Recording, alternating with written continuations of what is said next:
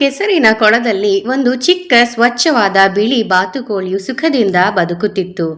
ಒಂದು ದಿನ ದುಃಖಿತನಾದ ಒಬ್ಬ ರಾಜ ಕೊಳದ ಬಳಿಗೆ ಬಂದು ಆತ್ಮಹತ್ಯೆಗೆ ಮುಂದಾದ.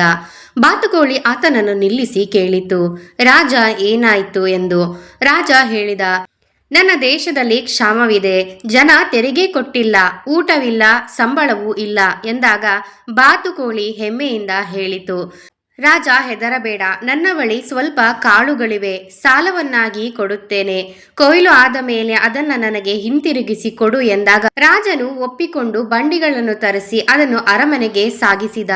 ಸ್ವಲ್ಪ ಸಮಯದ ನಂತರ ರಾಜನಿಗೆ ಕೊಟ್ಟ ಸಾಲ ಮರಳಲೇ ಇಲ್ಲ.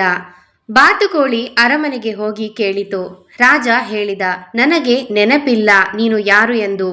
ಎಂದಾಗ ಬಾತುಕೋಳಿ, ನಿನಗೆ ಸರಿಯಾದ ಪಾಠವನ್ನು ಕಲಿಸುತ್ತೇನೆ ಎಂದು ಹೇಳಿ ಕೊಳದ ನೀರನ್ನು ಮತ್ತು ಕಣಜದ ಹುಳಗಳನ್ನು ಚೀಲದಲ್ಲಿ ತುಂಬಿಕೊಂಡು ಮತ್ತೆ ರಾಜನಿದ್ದ ಅರಮನೆಗೆ ಮರಳಿತು. ಅದನ್ನು ಕಂಡು ರಾಜ ಆಕೆಯನ್ನು ಬೆಂಕಿಯಲ್ಲಿ ಬೇಯಿಸಲು ಆಜ್ಞೆ ನೀಡಿದ. ಅದೇ ಬಾತುಕೋಳಿ ನೀರಣ್ಣ ಬಾ ಎಂದು ಕೂಗಿದಾಗ ಚೀಲದಲ್ಲಿ ಇದ್ದ ನೀರು ಬಂದು ಬೆಂಕಿಯನ್ನು ಆರಿಸಿತು. ಮತ್ತೆ ರಾಜನು ಬಾತುಕೋಳಿಯನ್ನು ಕತ್ತು ಹಿಸುಕಿ ಸಾಯಿಸಲು ಮುಂದಾದ.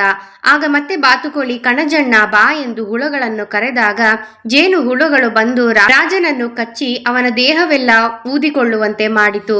ಇದರಿಂದ ಬಾಧಿತನಾದ ರಾಜ, ಕ್ಷಮಿಸು, ನಾನು ನಿನ್ನ ಸಾಲವನ್ನು ಹಿಂದಿರುಗಿಸುತ್ತೇನೆ ಎಂದು ಬೇಡಿಕೊಳ್ಳಲು ಪ್ರಾರಂಭಿಸಿದ. ಇದಕ್ಕೆ ಉತ್ತರಿಸುವ ಬಾತುಕೋಳಿ ನಿನ್ನ ತಿಜೋರಿಯ ಕೀಲಿಕೈಗಳನ್ನು ಕೊಡುವಂತೆ ಕೇಳಿತು. ರಾಜನು ಬಾತುಕೋಳಿಗೆ ಕೀಲಿಕೈಗಳನ್ನು ಕೊಡುತ್ತಿದ್ದಂತೆ ಅದನ್ನು ಮುಟ್ಟುತ್ತಾ ಬಾತುಕೋಳಿ ಒಂದು ಸುಂದರ ರಾಜಕುಮಾರಿಯಾಗಿ ಮಾರ್ಪಟ್ಟಿತು. ಅವಳು ನಗುತ್ತಾ ಹೇಳಿದಳು, ಇದು ನನ್ನ ನಿಜವಾದ ರೂಪ. ಶಾಪದಿಂದಾಗಿ ನಾನು ಬಾತುಕೋಳಿಯಾಗಿದ್ದೆ, ಈಗ ನಾನು ಮುಕ್ತಳಾಗಿದ್ದೇನೆ, ನನ್ನ ರಾಜ್ಯಕ್ಕೆ ನಾನು ಹೋಗುತ್ತೇನೆ ಎಂದು ಹೇಳಿ ಅಲ್ಲಿಂದ ಹೊರಟು ಹೋಯಿತು. ಇದರ ನೀತಿಪಾಠ ಏನೆಂದರೆ ಧೈರ್ಯ ಮತ್ತು ಬುದ್ಧಿಯಿಂದ ನ್ಯಾಯವನ್ನು ಸಾಧಿಸಬಹುದು.